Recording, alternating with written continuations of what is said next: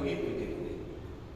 Faslun, ini adalah satu pasal fil amri di dalam persoalan dita'ahudil Qur'ani dengan memperhatikan Al-Qur'an, wa tahdhir dan peringatan min ta'ridihi dari menghadapkan Al-Qur'an dinisyani kepada lupa. Nah ini untuk para penghafal nih. Untuk para penghafal Al-Qur'an untuk memperhatikan Al-Qur'annya. Dan juga hati-hati sudah ada peringatan bagi orang yang lupa terhadap hafalan Al-Qur'an. Nah ini yang kita bahas di pasal ini. Untuk menjaga hafalannya dan sudah ada peringatan bagi orang-orang yang lalai, yakni lupa hafalan. Sabatan Abi Musa al-Asy'ari, telah tetap dari Abi Musa al-Asy'ari radhiyallahu anhu, mudah-mudahan Allah meridhoinya, dari Nabi sallallahu alaihi wasallam, dari Nabi Muhammad sallallahu alaihi wasallam, qala, beliau bersabda, ta'ahadu, hendaklah kalian memperhatikan hadzal Qur'ana, kepada Al-Qur'an ini, fawalladzi, maka demi zat nafsu Muhammadin biyadi, yang adapun dirinya Nabi Muhammad sallallahu alaihi wasallam biyadihi, itu ada pada genggaman Allah, la huwa asyaddu tafallutan, sungguh adapun Al-Qur'an asyaddu, lebih kuat, tafallutan, terlepasnya, minal ibili, ketimbang onta, fi uqliha, di dalam ikatan onta. Rawahu al-Bukhari wa Muslim, itu pada hadis yang Imam Bukhari dan Imam Muslim. Jadi Al-Qur'an itu kalau nggak benar-benar dijaga pasti hilang. Makanya kata Nabi bilang, Al-Qur'an itu lebih kuat lepasnya ketimbang onta ini, lebih cepat hilang kalau tidak dijaga. Itu begitu. Kalau tidak dijaga, ya makanya harus apa ya, punya target. Semisal kalau saya pernah ngobrol tuh dengan penghafal Quran, saya tanya, bagaimana cara kamu menjaga hafalan? Ya minim sehari mau nggak mau 5 juz gitu. Misalkan sekarang 5 juz, 1 sampai 5, ya hari kedua 6 sampai 10, hari ketiganya 11 sampai 15 gitu. Hari keempat itu terus begitu sampai 30 udah selesai, dia balik lagi ke Al-Fatihah. Nah itu. Karena harus ada tadi, lepasnya lebih kuat ketimbang kontak yang ini. Makanya sama Nabi pertama dia bilang, ayo perhatikan kepada Al-Qur'an, maksudnya sudah jaga hafalan. Begitu. Wa an Ibnu Umar radhiyallahu anhu, anna Rasulullah sallallahu alaihi wasallam qala, dari Ibnu Umar radhiyallahu anhu, mudah-mudahan Allah meridai keduanya, anna Rasulullah sallallahu alaihi wasallam qala, bahwasanya Rasulullah sallallahu alaihi wasallam qala, Nabi telah bersabda, innama masalu sahibil Qur'an, hanya saja perumpamaan orang yang menghafalkan Al-Qur'an, kama sahibil ibil, sama seperti orang yang memiliki onta al-mu'allaqati, yang diikat, in ahada 'alaiha amsakaha, jika orang itu memperhatikan kepada ontanya, di amsakaha, pasti akan dia ikat, pasti akan dia tahan. Wa in atlaqaha tahan, jika onta itu dilepas, dia maka akan pergi. Ya, jadi perumpamaan kata Nabi, orang yang menghafal Al-Qur'an, Nabi memperumpamakan sama seperti orang yang punya onta. Maksudnya bagaimana? Onta kalau kita perhatikan dia harus diikat, tapi kalau nggak diperhatikan itu onta itu lari. Sama juga Al-Qur'an, kalau nggak diulang, nggak ditakror, nggak dimurojaah, lari. Tapi kalau diikat seperti mengikat onta, ya hafal Al-Qur'an itu tidak akan hilang. Nah, itu begitu.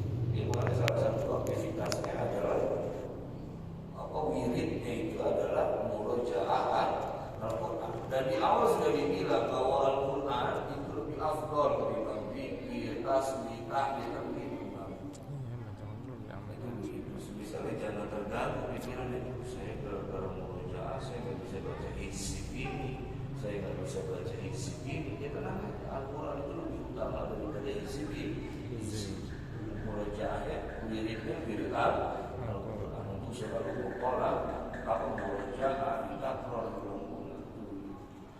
Wa Anas bin Malik, dari Anas bin Malik radhiyallahu anhu, mudah-mudahan Allah meridhoinya, qala, Anas bin Malik telah berkata, qala Rasulullah sallallahu alaihi wasallam.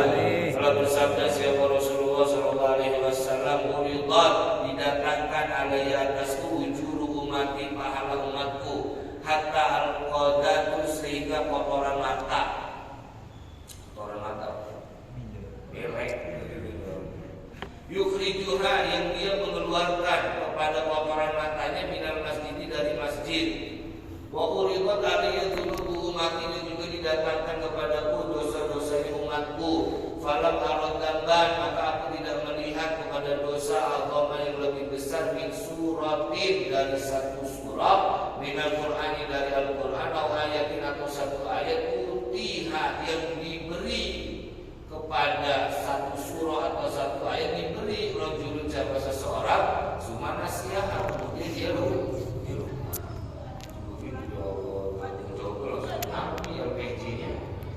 Kita nih setidaknya kita semangat mengerjakan ketaatan karena mau dilaporin ke Nabi.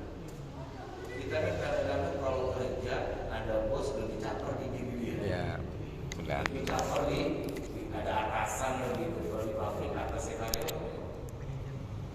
Supervisor itu. Nah, misalnya kita lebih semangat gitu ya kalau ada yang namanya supervisor. Nah, setidaknya tadi kita yang mau amal soleh semangat. Kenapa?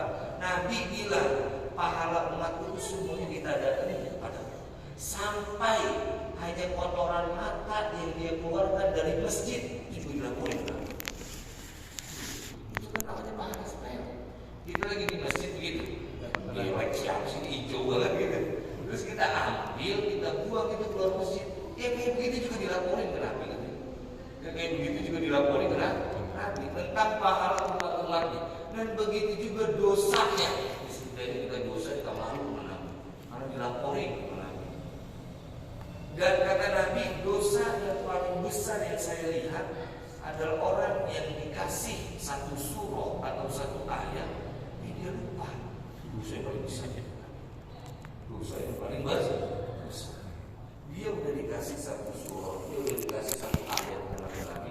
Terus dia lupa. Itu dosa yang datang ke saya yang paling besar yang pernah saya lihat. Itu makanya ya tadi para penghafal Al-Quran itu tanggung jawabnya setelah hafal, bukan lagi ngafal.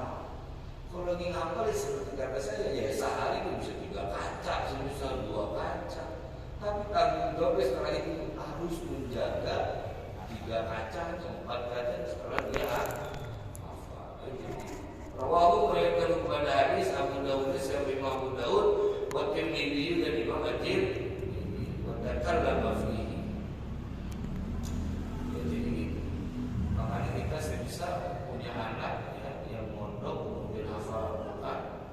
Biasanya kalau udah bisa anak pondok kalau keluar pondok masih mau bebas dulu. Nah, untuk para penghafal Al-Quran jangan kita kasih. Atau orang tuanya nemenin, ya misalnya subuh gitu nemenin. Nah gitu simak, menjaga agar supaya nih anak dosanya tidak terlapor kepada Nabi karena lupa terhadap satu ayat atau satu surah. Kayak ayo bisa baca lagi. Kan kalau menghafal Quran udah lama gitu. Ya sudah bisa terus itu. Besok lagi subuhan, terduhur lagi, terasar lagi. Itu begitu ditemani oleh orang tua misal ibunya yang tersibuk. Wa Sa'id bin Ubadah dan dari Sa'id bin Ubadah dari Nabi sallallahu alaihi wasallam dari Nabi Muhammad sallallahu alaihi wasallam qala Nabi bersabda man qara'a al-Qur'ana barang siapa yang membaca Al-Qur'an membaca menghafal summa nasiyahu kemudian dia lupa kepada Al-Qur'annya lagi Allah maka dia akan bertemu dan kelak kepada Allah yaumul qiyamah pada hari kiamat ajdam dalam keadaan ajdam penyakit kusta atau lepra. Penyakit yang ada obat yang kayak gini, kusta sama lepra itu ajdam. Ini orang yang ngapal Quran kemudian dia lupa bertemu Allah fisiknya dalam keadaan memiliki penyakit kusta atau lepra.